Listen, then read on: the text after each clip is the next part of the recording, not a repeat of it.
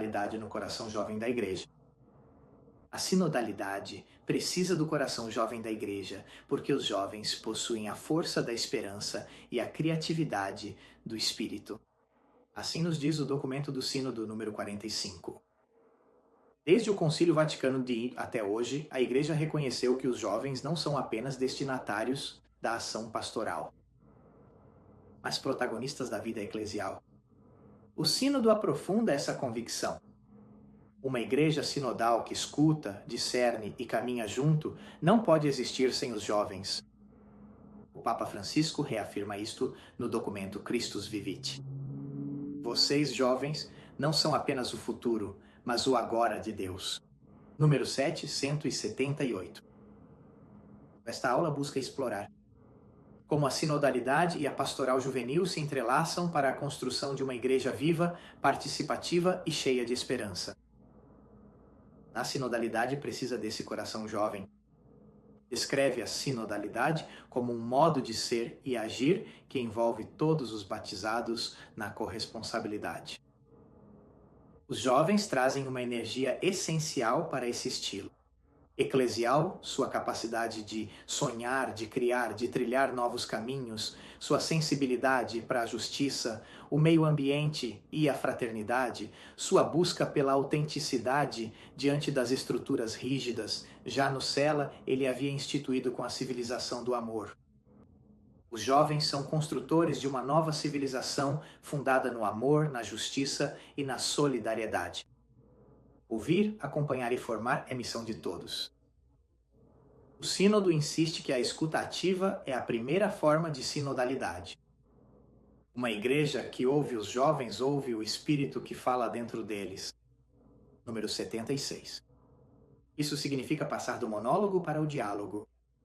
O ministério jovem não pode mais se limitar a eventos, mas sim a processos contínuos de acompanhamento e discernimento espiritual. Christus Vivit nos ensina que a pastoral juvenil deve ser sinodal, envolvendo os jovens no planejamento e na tomada de decisões. O Sínodo sobre os jovens nos diz que a vocação é a preparação do terreno para o chamado, para o acompanhamento integral e para o crescimento.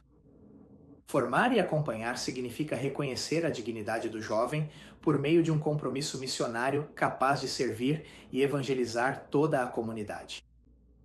Os jovens não são apenas espectadores, mas protagonistas do reino. Assim insistia o Papa Francisco. Queridos jovens, vocês são o agora de Deus. Ele os quer vivos protagonistas da história. Concretizar esse protagonismo. Precisamos vê-lo em 3 dimensões. A eclesial na participação, a social no compromisso, a missionária no testemunho. Esse é um chamado para você hoje, jovem. Uma igreja onde você tem valor, onde você conta e onde sua opinião é ouvida. Isso renova uma igreja, isso renova as estruturas. A opção é você. Os jovens são esse futuro, mas são essa força construtora. Temos que enxergar assim. Temos que impulsionar dessa forma. Desde sua fundação, em 1955, o CELAM tem sido um espaço onde os bispos da América Latina e do Caribe refletem juntos sobre os grandes desafios pastorais do continente. Entre eles, um tem sido constante: a opção pelos jovens. Ao longo de mais de 70 anos, 5 conferências gerais demonstraram uma evolução de uma visão e formação para uma opção pastoral integral, missionária e sinodal. Rio de Janeiro, 1955, foi essa a semente do compromisso social e pastoral. Essa primeira conferência deu o ponto de partida para uma consciência continental em um contexto de pós-guerra, de modernização. A Igreja Latino-Americana reconhece a importância da formação da juventude católica como esperança do continente. O Rio de Janeiro nos fala, pela primeira vez, da juventude católica organizada, com um papel importante na sociedade. Ela incentiva a ação católica para formar uma ação pastoral e moral. Os jovens devem ser educados na fé, na ação pastoral e no serviço à igreja e ao país. Número 23 do Rio. Medellín. A juventude como força transformadora, essa inspiração do Concílio Vaticano II marca uma mudança radical. Os jovens aparecem como sujeitos históricos e sociais. O documento sobre a juventude é afirmado: os jovens constituem uma força nova e transformadora que pode contribuir efetivamente para a renovação da sociedade. Documento da Juventude, número 22, de Medellín. Aqui, a opção preferencial pelos jovens, pelos pobres e pelos marginalizados nos convida a uma pastoral libertadora que ajude os jovens a desenvolver uma consciência crítica da realidade. Puebla, 1979. Esta esperança da Igreja para os jovens, este passo decisivo para integrar a opção pelos jovens no quadro da opção preferencial pelos pobres. No documento final, ele se dedica aos números 1182 a 1199 para jovens. Os jovens não são apenas objetos pastorais, mas são agentes ativos de evangelização. Os jovens são a esperança da Igreja e dos povos da América Latina. Esse documento de Puebla, de uma pastoral juvenil orgânica centrada na fé e no compromisso social, se multiplica nas delegações dos jovens. Nessa ação pastoral, nesses movimentos apostólicos, daí passamos para 1992. Os Jovens na Cultura da Vida, no documento de Santo Domingo, nos fala de nova evangelização, promoção humana e cultura cristã. Coloca os jovens no contexto da mudança cultural e tecnológica do século XX. A juventude é o lugar privilegiado onde se forja o futuro da Igreja e da sociedade. No número 116 de Santo Domingo, disse que os jovens precisam ser evangelizados em sua própria cultura e eles mesmos evangelizar seus pares. Assim também dizia João Paulo. Enfatiza-se o encontro pessoal com Cristo, com a pastoral vocacional e o acompanhamento integral. Surge o chamado a civilização do amor. É em Aparecida que somos convidados a ser discípulos missionários com e para os jovens. Sob a orientação do então cardeal Jorge Mário Bergoglio, o grande Papa Francisco oferece a visão mais madura e sinodal da pastoral. Os jovens não devem ser vistos apenas como problema, mas como oportunidade. A Igreja precisa acompanhá-los para que sejam discípulos e missionários de Cristo. Propõe-se uma pastoral juvenil integrada, missionária e comunitária, que ajude os jovens a viverem sua fé em todos os âmbitos da vida.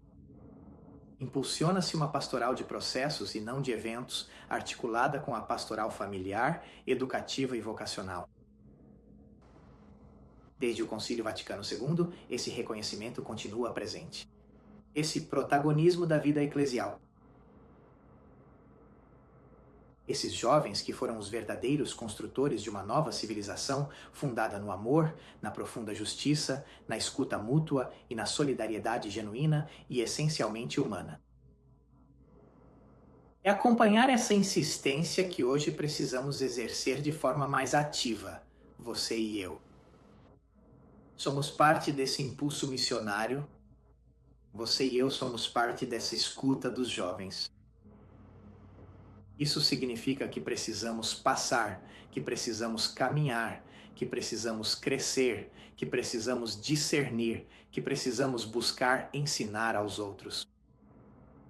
Precisamos mudar a forma de pensar e caminhar juntos nesse processo. Precisamos realizar uma ação de liderança. Por isso pergunto a vocês, como posso ser construtor de uma igreja? Sinodal viva com os jovens, para os jovens? O Selam tem trabalhado por muitos anos e hoje quer acompanhar essa missão. Hoje quer que você e eu a vivamos de coração. Os jovens são o agora, a pastoral juvenil é deles. Esse processo sinodal deve ser vivido pelos jovens.